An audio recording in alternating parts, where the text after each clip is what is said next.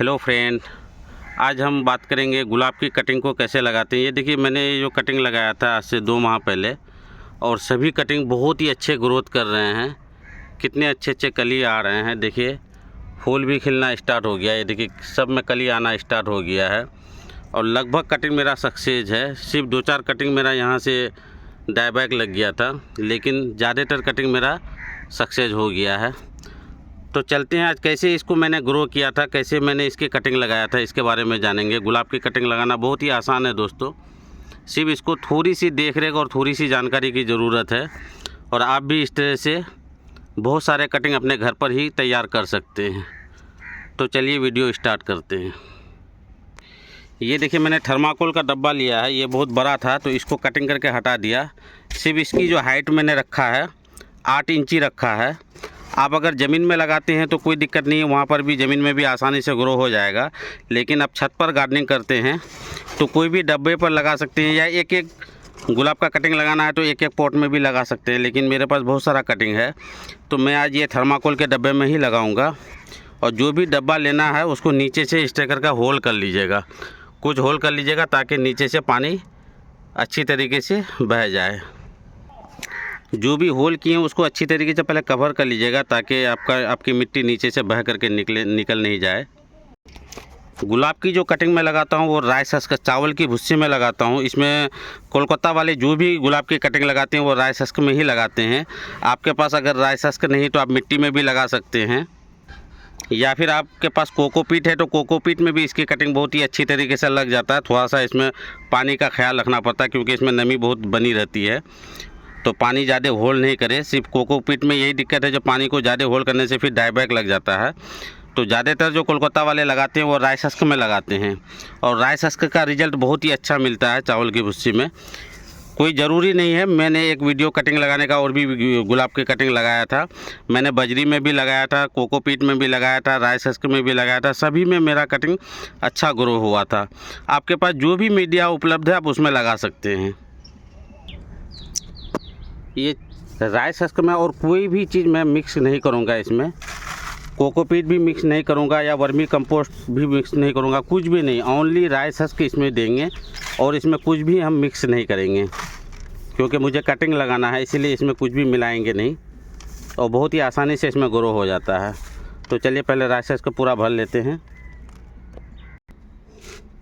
ये देखिए, पहले राइस हस्क मैंने पहले पूरे कंटेनर में पहले राइस हस्क भर लिया।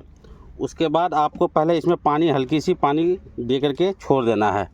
ऐसे हल्का हल्का पानी पहले मार लेना है आपको। हल्का हल्का, ज़्यादा पानी नहीं देंगे, हल्का हल्का पानी पहले दे देंगे पहले मिट्टी में।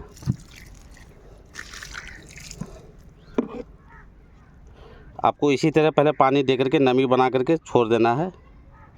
उसके बाद आपको गुलाब की कटिंग लेना है। ये देखिए, कटिंग मैंने पेंसिल साइज़ का लिया है। कोई भी कटिंग देखिएगा पेंसिल साइज़ का लिया है।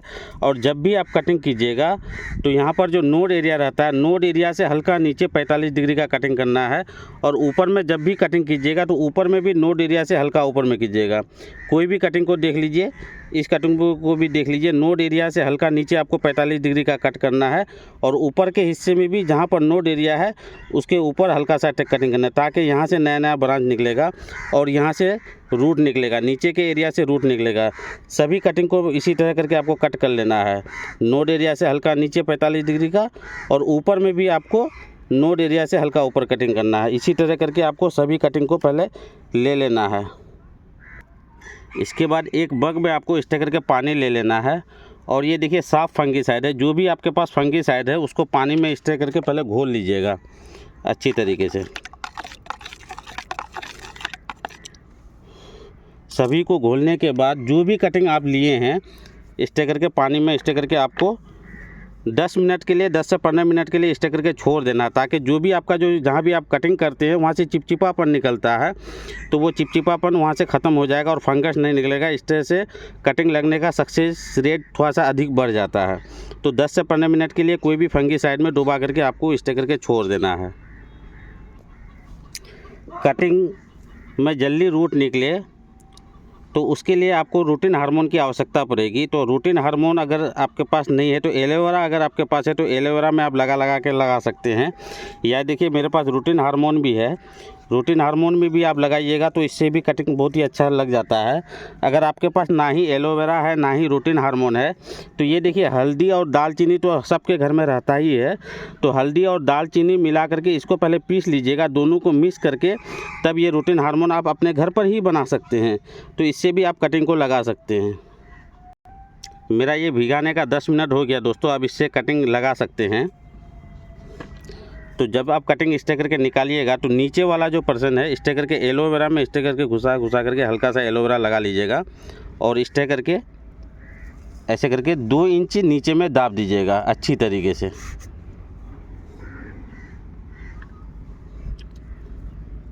इस करके हल्का हल्का दूरी पर आप लगा सकते हैं।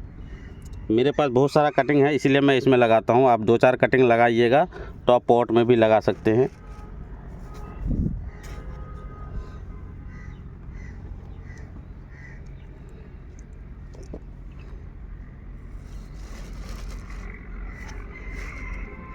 पहले मैं सब कटिंग लगा लेता हूँ।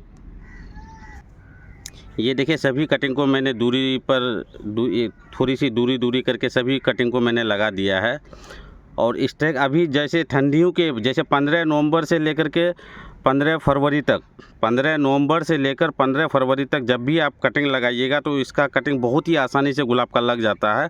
लेकिन देखिए जब भी आप ठंडियों में कटिंग लगाते हैं गुलाब का तो कभी भी छाँव में इंडोर में आपको नहीं रखना है।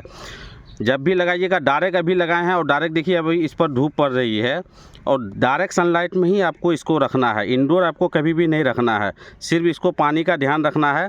देखिए ये पानी जैसे ही देंगे ये सूख जाएगा तो इसमें हल्की हल्की पानी मैं देते रहूँगा। और जब भी पानी दीजिएगा तो ऊपर से नहीं दीजिएगा, नीचे से। ऊपर में इसकी पानी कटिंग के ऊपर में पानी नहीं लगना चाहिए, क्योंकि पानी लगने से फिर वो धीरे धीरे डाईबैक लगना स्टार्ट हो जाता है। तो जब भी आप पानी दीजिएगा तो नीचे से हल्का हल्का पानी आप देते रहिएगा। इसमें हल्की सी नमी बनी रहनी चाहिए, ज़्यादा मिट्टी सूख जाएगी तो भी डाईबैक लग जाएगा और ज़्यादा नमी बनी रहेगी तो भी डाईबैक लग जाता है। इस तरह से कटिंग आपका ख़राब हो जाता है।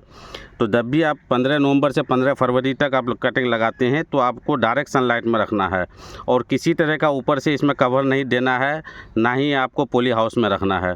देखिएगा नर्सरी में आप जब भी जाइएगा तो वो लोग जो नर्सरी वाले कटिंग लगाते हैं तो डायरेक्ट वो लोग ज़मीन में लगाते हैं और धूप में डायरेक्ट रखते हैं। वो लोग कभी भी इंडोर नहीं रखते हैं।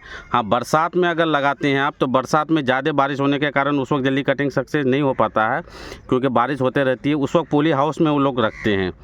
तो बरसात में थोड़ा सा कटिंग इसको लगाना कोई कटिंग लग जाता है, नहीं तो ज़्यादातर पानी वगैरह पड़ने से वो डाईबैक ज़्यादा नमी बनी रहने से डाईबैक लग जाता है।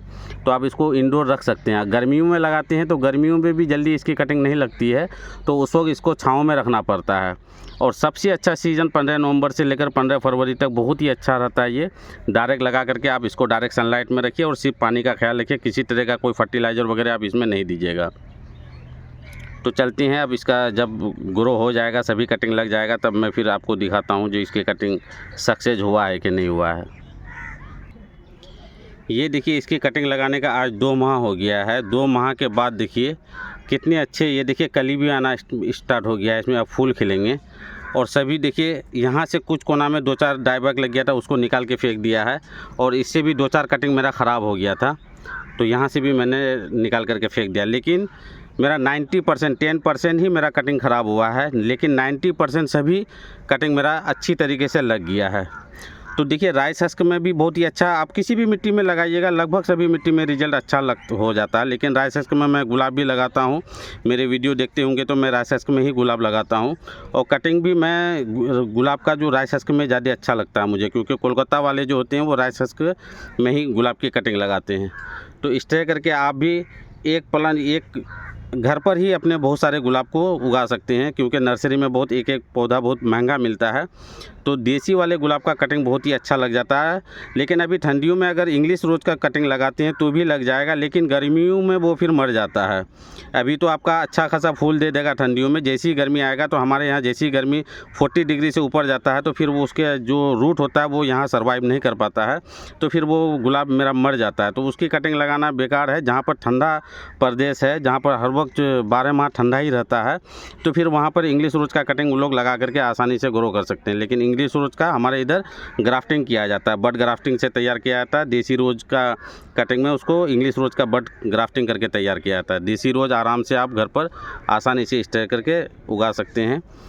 और देखिए अभी इसको रिपोर्टिंग नहीं करेंगे, कम से कम 3 से 4 माह हो जाएगा, क्योंकि देखिए स्टे करके जब भी गुलाब होता है तो नीचे में ज़्यादा रूट नहीं बढ़ता है, अभी सिर्फ वाइट रूट निकला होगा। और अभी वाइट रूट में अगर आप रिपोर्टिंग करते हैं तो फिर ये गुलाब धीरे धीरे आपका मर जाएगा। इसीलिए आपको जल्दीबाजी रिपोर्टिंग करना नहीं है, कम से कम 3 से 4 माह जब हो जाएगा, आपका गुलाब थोड़ा बड़ा बड़ा हो जाएगा, तब इसको रिपोर्टिंग करना है। अभी आपको एक गुलाब जैसे ये छोटा है, आपको दिखा देते हैं मेरा सक्सेस हुआ है कि नहीं, यहाँ से निकाल करके दिखाते हैं। ये देखिए वाइट रूट है। अभी आप अगर जी इसको इस प्लांट को रिपोर्टिंग करते हैं तो फिर आपका धीरे धीरे ये मर जाएगा, ज़्यादा फर्टिलाइज़र वगैरह ये बर्दाश्त नहीं कर पाएगा, क्योंकि वाइट रूट ज़्यादा फर्टिलाइज़र बर्दाश्त नहीं कर पाता है। यही रूट थोड़ा सा पुराना हो जाएगा तब आप इसको रिपोर्टिंग कीजिएगा। इसीलिए जब भी आप गुलाब की कटिंग सक्सेस हो जाता है, फट से आप रिपोर्टिंग नहीं कीजिएगा, उसमें टाइम दीजिएगा, थोड़ा सा गुलाब को बड़ा होने दीजिएगा, उसके बाद ही आप रिपोर्टिंग कीजिएगा। अगर हो सके तो साल भर बाद कीजिएगा तो और अच्छा है, लेकिन यहाँ पर घना है, ज़्यादा प्लांट बड़ा नहीं होगा, तो कम से कम 4-5 महीना मैं इसको रहने दूंगा, उसके बाद ही रिपोर्टिंग करूंगा। या फिर आप रेनी सीजन में इसको रिपोर्टिंग कर सकते हैं, उस वक्त भी इसको ठंडियों में या फिर रेनी सीजन में, 2 ही सीज़न होता है। गर्मियों में फिर आपको इसको रिपोर्टिंग करना नहीं है, तो रेनी सीजन में इसको अलग अलग पॉट में और छोटे पॉट में जब भी आप इसको लगाइएगा तो 5 से 6 इंची के पॉट में ही लगाइएगा, ज़्यादा बड़े पॉट में नहीं लगाइएगा। वीडियो अगर अच्छा लगा है दोस्तों तो वीडियो को लाइक और शेयर कर दीजिएगा, और चैनल को सब्सक्राइब कर लीजिएगा ताकि आने वाला हर वीडियो का नोटिफिकेशन सबसे पहले आपको मिलता रहे। थैंक यू दोस्तों।